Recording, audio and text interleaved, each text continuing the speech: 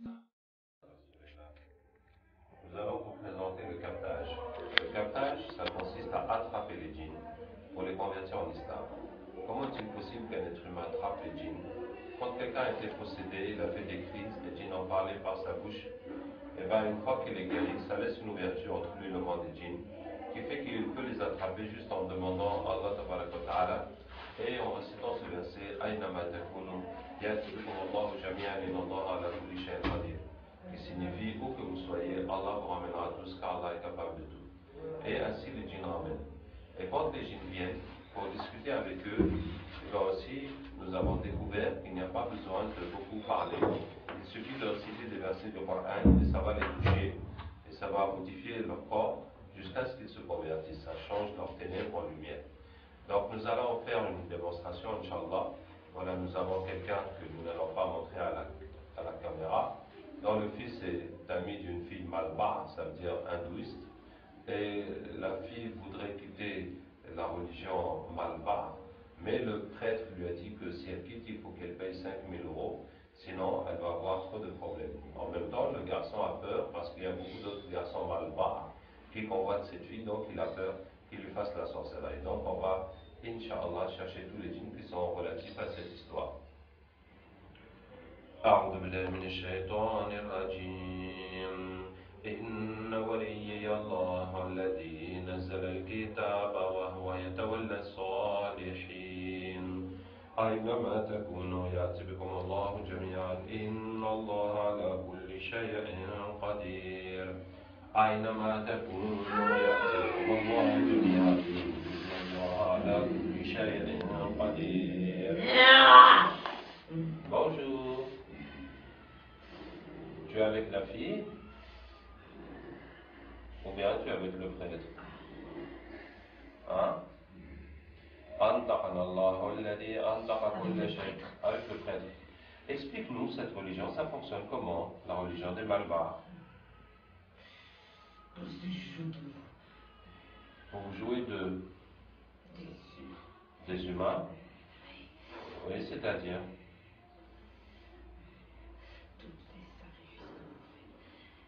Tous les sacrifices que nous faisons, oui. C'est pour nous. C'est uniquement pour les djinns. Oui.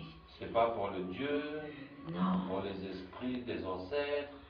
On est obligé de passer par là. C'est-à-dire, vous faites semblant qu'il y a Dieu, qu'il y a les esprits des ancêtres. Oui. Mais c'est vous qui êtes derrière tout ça. Voilà. Et les gens donc vous adorent. C'est ça? Oui. Et en échange, qu'est-ce que vous leur donnez? On leur donne rien. Rien. Ah bon, d'accord. Et vous, qu'est-ce que vous gagnez dans ça? De la nourriture. C'est juste pour vous nourrir. Et pour se moquer de vous. Ah bon, d'accord. Est-ce que tu peux m'expliquer quelle est votre relation avec Iblis? C'est notre père. C'est votre père? Oui. Donc vous êtes des chayatines? Oui. Ou bien des ifrites? Non, il n'y a qu'un seul ifrit dans les camps. Dans chaque temple, il y a un seul ifrit. Oui. Et quel est le rôle du ifrit? Et il doit nous surveiller. Il doit faire en sorte que le travail de notre père soit fait comme il le veut. Alors, pour l'information, l'ifrit est un métis du djinn et du shaitan.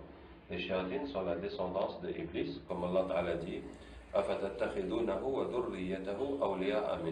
que vous le prenez lui et sa descendance comme maître à ma place? Donc la descendance de Iblis sont les shayatines. Et les ifrit? Qu'est-ce que ces gens-là et pourquoi ils le font?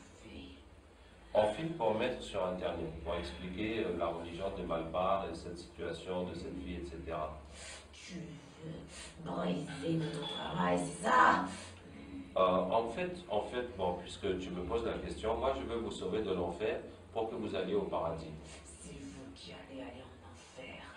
Ah bon? L'enfer, elle est écrite que pour les humains. Ah bon? Ah bon, c'est comme ça?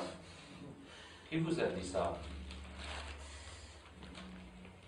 C'est Zouzoula. Zouzoula? Oui. C'est qui ça, Zouzoula? C'est le ifrit de notre temple. Ah ben, nous allons appeler Zouzoula. Nous serons très heureux de faire connaissance avec Zouzoula. أينما تكونوا يأتي بكم الله جميعا الله على كل شيء قدير. Bonjour, c'est Zouzoula. Par quelle magie avez-vous appelé?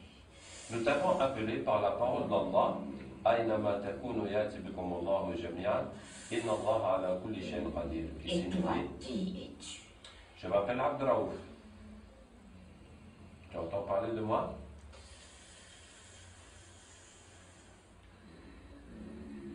On dirait que ça te fait un choc, Zouzoula. Bon, Zouzoula, je t'ai appelé parce que... Je veux partir d'ici, laissez-moi partir. Mais il faut qu'on finisse notre discussion d'abord. Je n'ai pas parlé. Tu veux pas parler avec moi? Non. Et Mais tu m'approches pas. Tu veux même pas que je m'approche de moi? Tu vas pas me dire que tu as peur de moi? C'est pas toi, c'est ce que tu dégages. Il y a quelque chose qui se dégage de moi? C'est quoi? Un espèce de... Si je m'approche de toi, je vais fondre. Tu vas fondre. Attends, on va essayer quelque chose, regarde. قلنا يا نار كوني بردا وسلاما على إبراهيم. Ça va maintenant? Ça va? Ça fait- Ne t'approche pas, tu restes. Non, mais dis-moi si ça te brûle encore, si ça te fait quelque chose. Ça ne fait plus rien maintenant. D'accord? On peut discuter alors.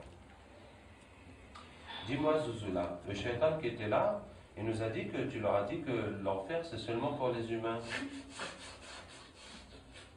C'est vrai ça? Est-ce que c'est vrai? Non, bien sûr que non. Ah, tu les as bernés. Sinon, ils feront pas le travail comme on veut. D'accord. Bon, Zouzoula, alors, toi, quelle est ta relation avec Iblis? Je suis liée directement à lui. D'accord, tu lui fais le compte-rendu des activités? Voilà. Est-ce que tu lui remets une liste? Oui, bien sûr. La liste de qui? De tous ceux qui ont un sacrifice et des cérémonies à faire. Ah, tous ceux qui sont venus au temple, Oui. demander des sacrifices, de Voilà. prendre des choses et tout ça, tu mets leur nom sur une liste et tu amènes ça à Iblis. Voilà. C'est ça. Et ensuite, qu'est-ce que Iblis te donne en échange? Ah, je peux m'asseoir sur sa chaise pendant une nuit entière. Waouh!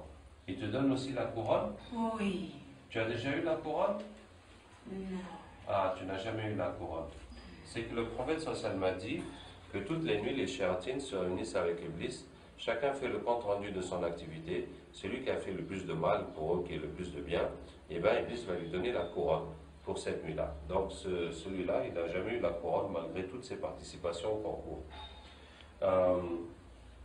Qu'est-ce que je voulais te dire? Bon, machallah, où est-ce qu'on en était? Alors, la liste là, ça représente quoi? La liste que tu remets à Iblis? Ce sont les égarés de votre monde. Ceux d'entre nous qui se sont égarés Oui. et qui sont rentrés dans la religion d'Iblis. Les Voilà. adeptes d'Iblis, quoi. Voilà. C'est pour qu'il puisse envoyer le plus faible d'entre nous pour l'égarer lorsqu'il va rendre son âme. Donc, ils gardent cette liste pour chacun au moment de mourir. Il Voilà. envoie quelqu'un vraiment pour l'égarer, pour qu'il meure. Selon le degré des foi qu'il avait. Selon le degré de foi, il lui envoie un pour l'égarer au moment de sa mort. Voilà. Vous êtes combien à faire ce genre de compte-rendu à Iblis, Zouzoula? On est beaucoup, beaucoup. Si c'est pas des temples, c'est des sorciers. Si c'est pas les temples, c'est les sorciers. Voilà. Si c'est pas les sorciers, c'est les Maulana.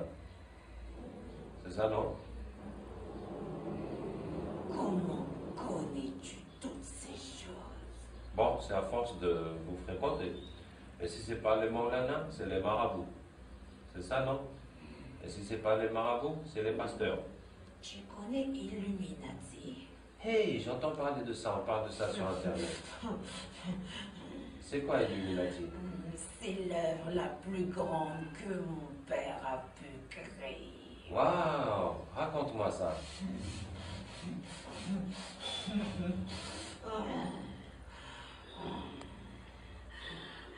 Ouais, vas-y. C'est la plus grande. La plus grande. Je dis bien la plus grande puissance que mon père a. Tôt ou tard, son fils, le plus grand, viendra. Son fils le plus grand viendra? Oui. Tu parles de qui?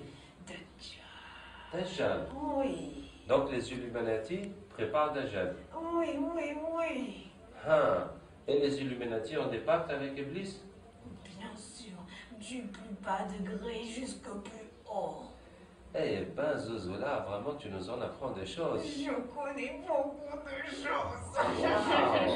Tu connais quoi d'autre, Zouzoula? Il faut pas le dire à mon père. Sinon, Hein? sinon il va m'enlever tout ce que j'ai. D'accord. Alors, dis-moi juste dans l'oreille, alors.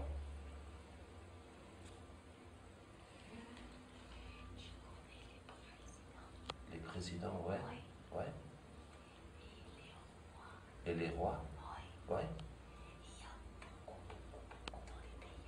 Il y a beaucoup dans les pays arabes. Vous êtes avec eux? Oui. Et qu'est-ce qu'ils font pour vous? Beaucoup de sacrifices. Oui. Waouh! Genre quoi? Il tue des humains. Ils tuent des humains? Oui. Ouais. Et le plus beau, le plus grand des sacrifices, c'est de tuer un bébé. Le plus beau, c'est de tuer un bébé. Oui. D'accord. Tiens, Zouzoula, vraiment, tu nous as fait beaucoup plaisir aujourd'hui. Oui. Est-ce que tu acceptes d'être musulman au nom d'Allah? Non, après vous allez me mettre le cachet de la honte. Je veux pas. Le cachet de la honte? Oui. C'est quoi ça? Cette espèce de lumière qui vous suit partout. Je veux pas de ça. Sinon mon père saura que je l'ai trahi. Mais pourquoi c'est la honte? C'est la lumière? Non, c'est une honte. Ya Allah, montre-lui. It has been full of bloodshed. According to Professor Carter, he says that the 20th century has been the most bloodiest century ever. More blood has been spilled in this century than in any other time in known history. And then they say religion causes war. More people have died under the banner of secular ideologies rather than the banner of religion, from a numbers game. The real terror is actually the state or the ideological type of terror, because far more innocents have died. For example, Zbigniew Brzezinski, in his publication Out of Control, Global Turmoil on the Eve of the 21st Century, it was published in 1993, he said lives have been deliberately extinguished by politically motivated carnage. And he gives us some numbers. The